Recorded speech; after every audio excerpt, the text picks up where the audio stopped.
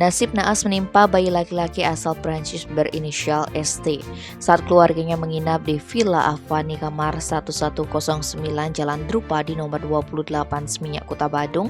Bayi berusia 2 tahun tersebut tenggelam di kolam renang.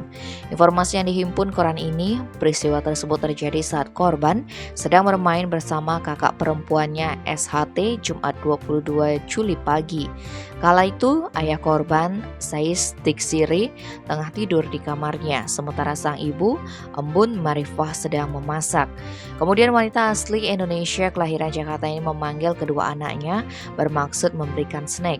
Namun hanya putrinya yang datang. Ketika ditanya di mana ST, balita itu menjawab adiknya berada di kolam renang.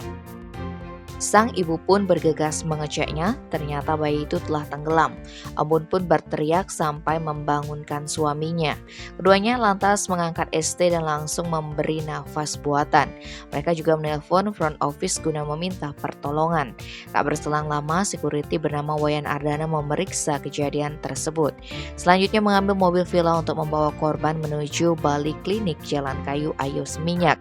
Namun korban dirujuk ke RS Siloam Kuta. Sesampainya di RS Siloam, ST langsung mendapatkan perawatan.